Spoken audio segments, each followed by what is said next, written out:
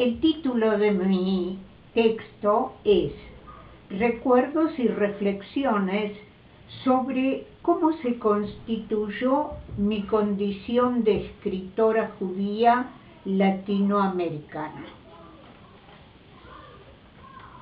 Cándidamente, como se piensa lo que uno va a escribir antes de empezar a escribirlo, hablaré primero de los judíos porteños en la actualidad, a quienes conozco, porque como diría Macedonio Fernández, el universo y yo nacimos en Buenos Aires el 18 de julio de 1933. Nací judía, aunque eso lo supe años después. No sé cómo ni quién me lo dijo. Lo cierto es que a mis 8 años lo sabía, sin que yo recuerde si alguien me lo dijo con esas palabras. Ya había hablado de eso con mi padre, en una vuelta manzana que solíamos dar, él y yo, después del almuerzo, antes de que él volviera a su trabajo. La palabra judío o judía jamás ha sido tan indiferente, tan plana para mí como la palabra católico o la palabra protestante. Entré en el año 1939 a la escuela primaria, gratuita, laica y obligatoria, según la ley 1420 de enseñanza de la Constitución argentina. No hubo gueto para mí en mi infancia, ni en todo lo que va de mi vida, y solo me enteré a mis 12 años de lo que había pasado en Alemania y otros países europeos con los nazis, los judíos y todos aquellos que se oponían al régimen. Papá murió en 1941, en plena guerra, cuando él tenía 42 años y yo 8. Me enteré de lo sucedido en Europa cuando la guerra ya había terminado y por una compañera de colegio que tenía en su poder publicaciones con fotos de los campos de concentración. Las ristras de cadáveres esqueléticos colgados del alambre de púa y las pilas de zapatos, ropa, anteojos, prótesis dentales que les habían arrancado antes de llevarlos a las cámaras de gas. Mis compañeras de la escuela eran en su gran mayoría católicas. Siempre había 2 o 3 que eran judías, como yo, pero no creo que hubiera ansiedad por ese motivo.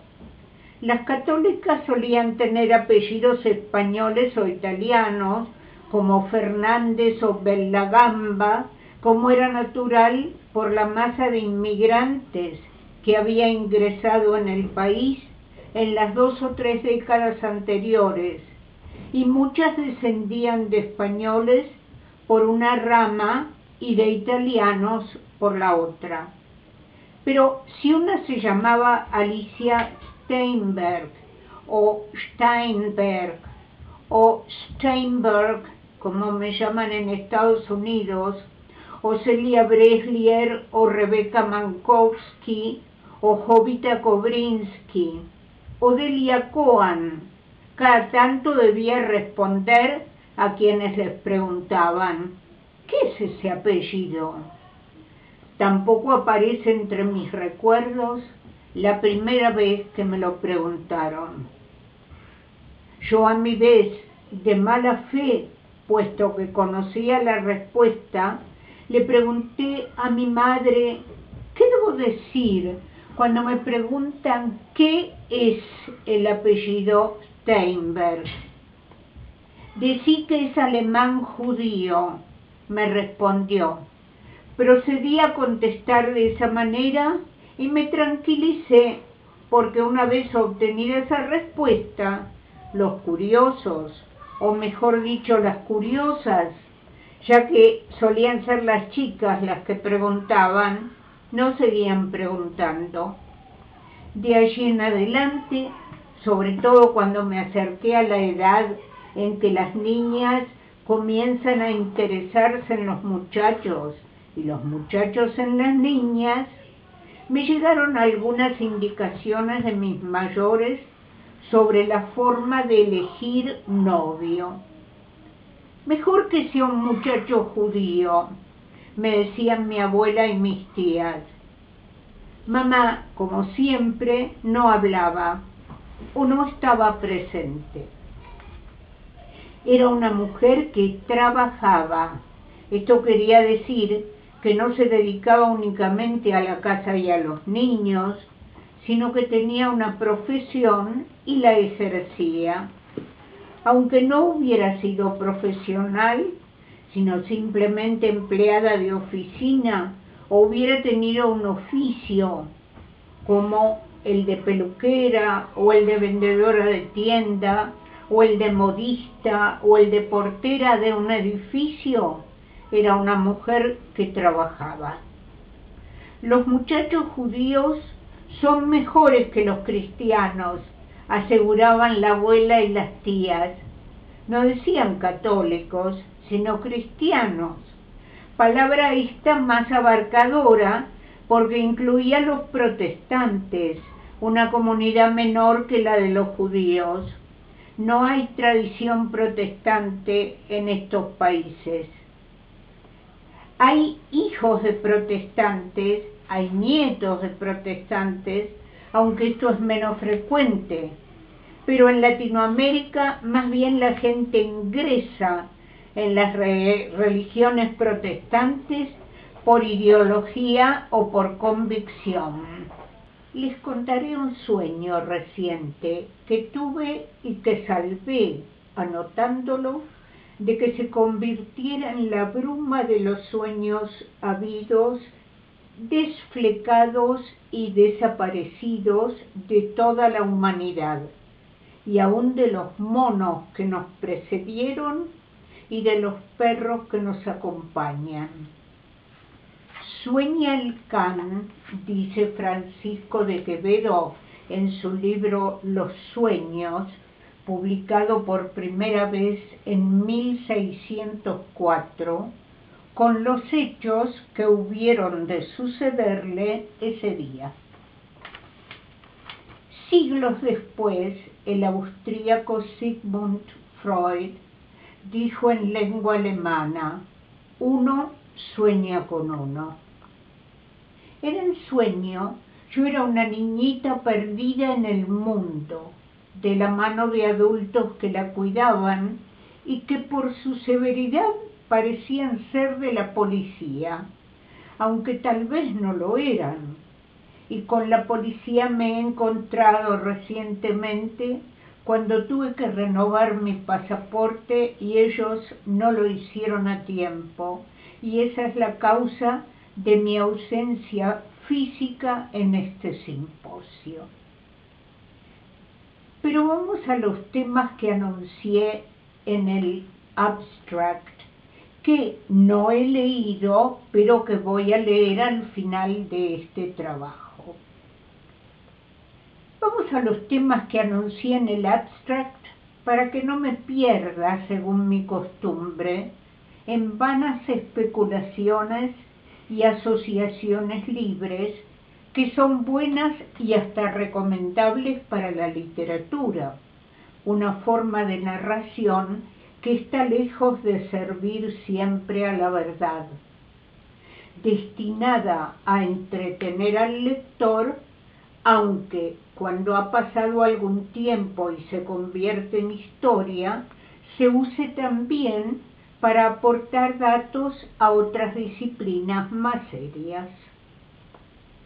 En la ciudad de Buenos Aires, lo mismo que en el resto del país y en cualquier país latinoamericano, los judíos son minoría. Pero hay judíos en todos los países.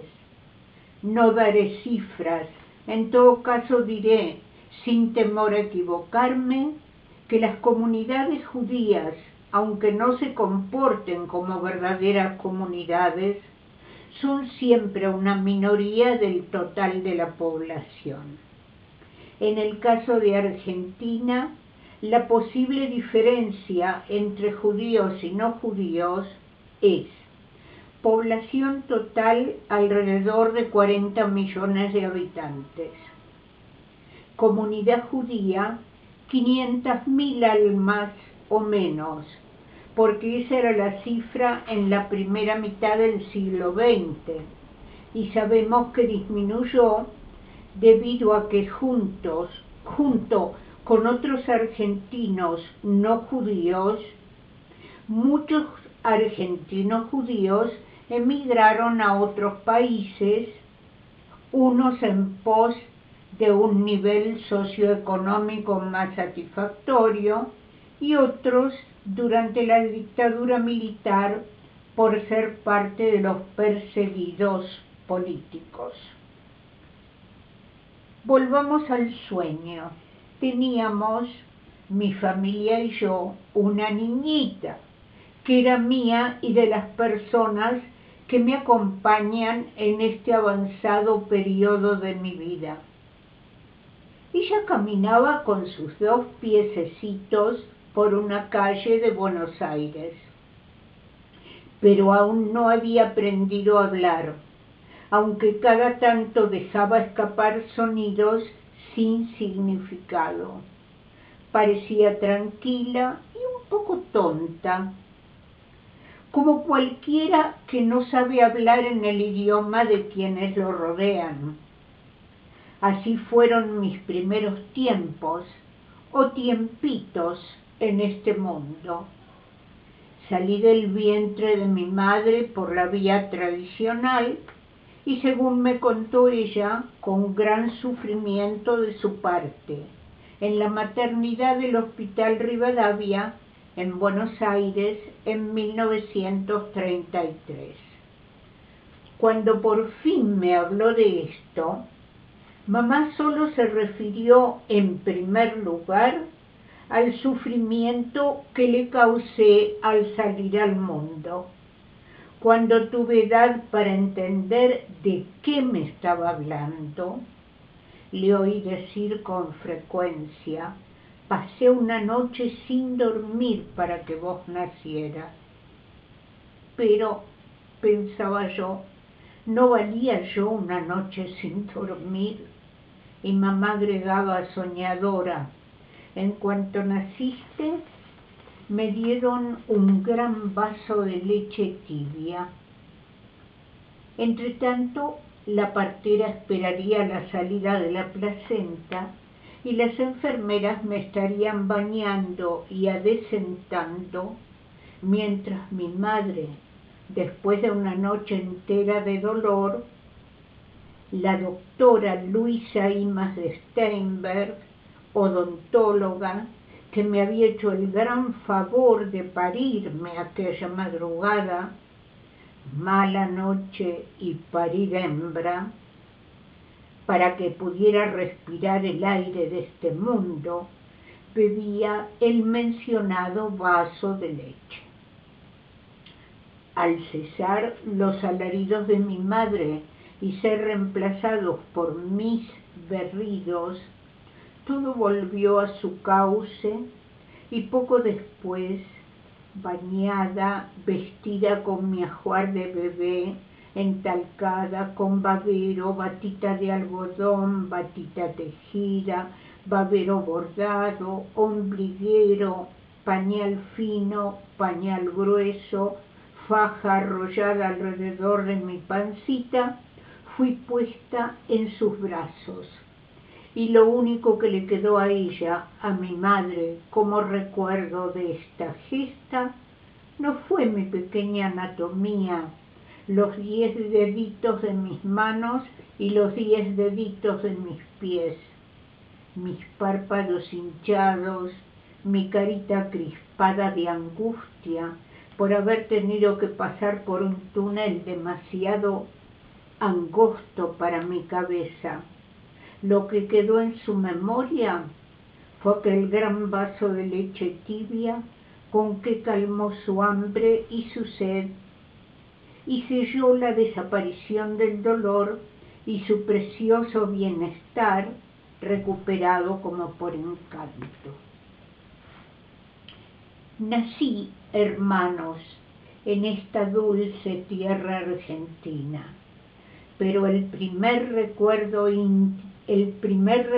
nítido de mi infancia, los versos son de Baldomero Fernández Moreno, y menos de 20 años después de mi sanguinolenta aparición en este mundo, yo los leía como propios, como si me representaran fielmente y de la manera más absoluta. Había nacido una criatura de sexo femenino, sana, de un poco menos de 3 kilos de peso, en Buenos Aires, Argentina, Sudamérica, yo. Pero falta el detalle que justifica toda esta historia. El detalle es que en esa carita con el ceño fruncido y el pulgar férreamente hundido en la boca para chuparlo a mi placer, eso no podían impedírmelo, había una señal invisible que solo años después yo llegaría a reconocer y que cualquiera aprendería a reconocer con solo ver mi apellido: la estrella de David. Domingo 15 de noviembre. Anoche dormí mal, soñé con el viaje. Se podría decir que la noche, desde que me acosté, fue un solo y terrible ataque de pánico.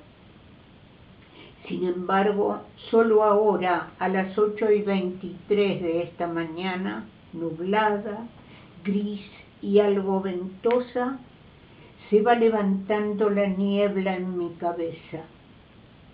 El sueño de anoche no fue más que otro capítulo de una serie de sueños que tengo desde hace muchísimos años, más precisamente desde que empecé a viajar a Estados Unidos a hablar de los Jewish Latin American Writers. Voy a tomar el avión en el andén de una estación de subterráneo. El avión no llega, y no llega. Pero además me doy cuenta de que no tengo el pasaje, no tengo equipaje y no tengo dinero para vivir allá en los Estados Unidos. En 1983 gané una beca Fulbright para escritores. Mi único libro publicado era Músicos y Relojeros. Después escribí y publiqué 10 libros más con buen éxito. El tema judío, si es que mi judaísmo es un tema literario, solo aparece manifiestamente en 2 de mis libros, en Músicos y Relojeros y en Cuando digo Magdalena. Volvamos al abstract, que curiosamente no, yo en realidad lo escribí antes de escribir el trabajo. O sea que para mí fue una especie de temario. Lo escribí antes porque me lo pidieron antes. En realidad creo que corresponde escribirlo después porque es una manera de informar sobre qué va a hablar uno, pero ahora va a resultar más curioso por un lado y por otro lado interesante como resumen. Las religiones, creencia, identidad en Buenos Aires, católicos, judíos, protestantes. El catolicismo simple y mayoritario, la comunidad judía minoritaria y con un discurso religioso de definición más compleja. Los protestantes, mi propia inserción en la sociedad argentina, las clases sociales, la franja de los intelectuales, la heterogeneidad y la mezcla en todos los grupos religiosos o de identidad. La escolaridad como primera ocasión de descubrimiento de la propia identidad. Se puede dejar de ser católico, pero no se puede dejar de ser judío. Se puede ser judío sin ser judío y tampoco católico. Se puede no ser creyente sin ser ateo. ¿Cómo se sostienen los planetas en el espacio sin caerse nunca? ¿Quién hizo los planetas? No tomo la primera comunión porque nosotros no tenemos esa costumbre. Un barrio de Buenos Aires como escenario de la infancia. El barrio judío se dispersa. Los nuevos inmigrantes que no figuraban en la época del sainete, 1939, mi entrada en la escuela primaria y el comienzo de la Segunda Guerra Mundial. 1945, termina la guerra y entro en la secundaria. La guerra pasa lejos de Buenos Aires. En la escuela descubro que mi apellido no es español ni italiano, es alemán y judío, o judío alemán, y con un error de ortografía.